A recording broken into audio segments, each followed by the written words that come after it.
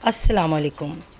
पहला असी तानू मेले दियां रौनकां विखाईयां ते आओ अज तानू कबड्डी दे अखाड़े विच लै चलीए।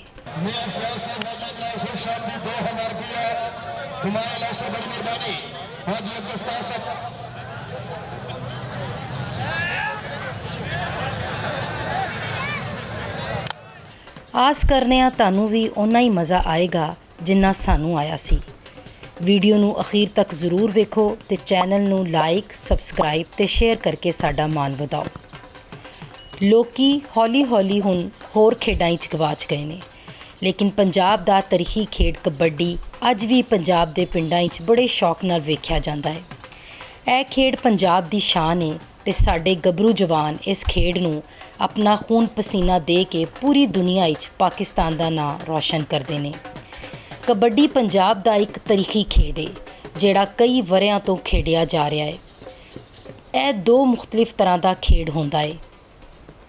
एक तरह की खेड विच खिडारी एक दूजे नूं चपेड़ा मार सकते हैं ते दूजे खेड विच चपेड़ा नहीं मार सकते ते सिर्फ रेड नूं उहदे पाले विच जान तो रोकना होंदा है।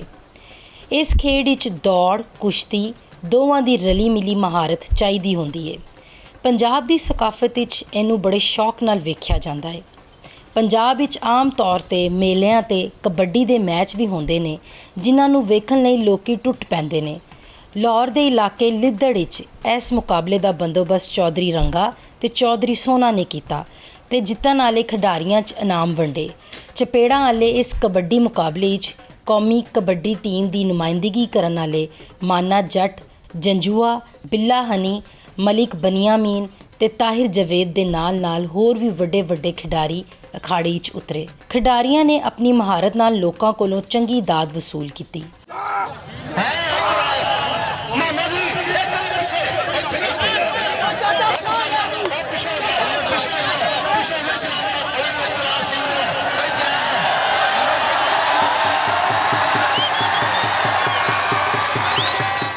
पॉइंटां लई होण वाले इस मुकाबले विच दो टीमां मैदान विच उतरियां ते दोवां विच चंगा सख्त मुकाबला होया।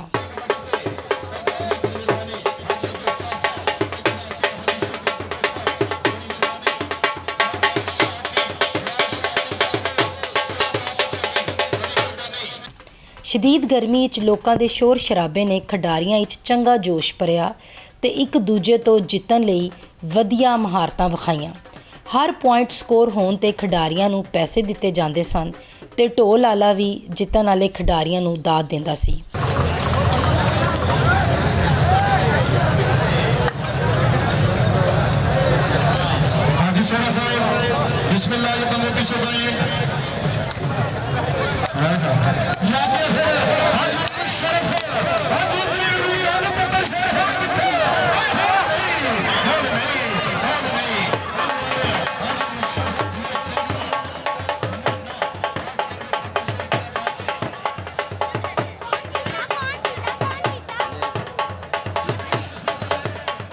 मुकाबले के दौरान कई खिडारियां ने एक दूजे नूं चैलेंज भी दिते। इस मौके ते लोकां दा जोश वेखण वाला सी।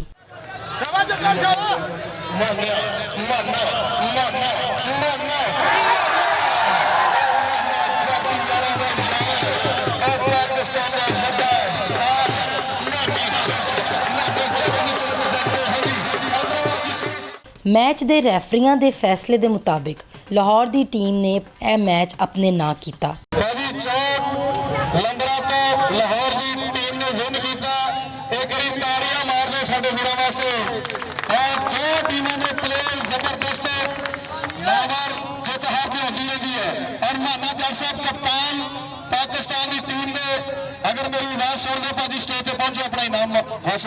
सानू तो यह मैच वेख के बड़ा चंगा लगा।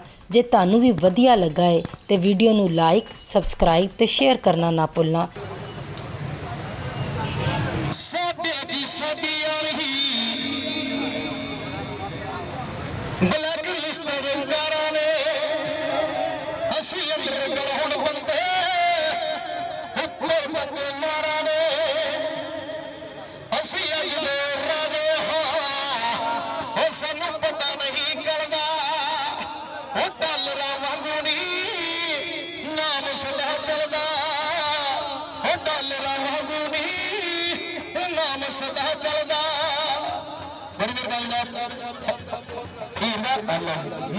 ਬਹੁਤ ਹੈ ਅੱਜ ਸਭ ਤੁਸੀਂ ਦਿਲ ਦੀ ਕੀਤੀ ਹੈ।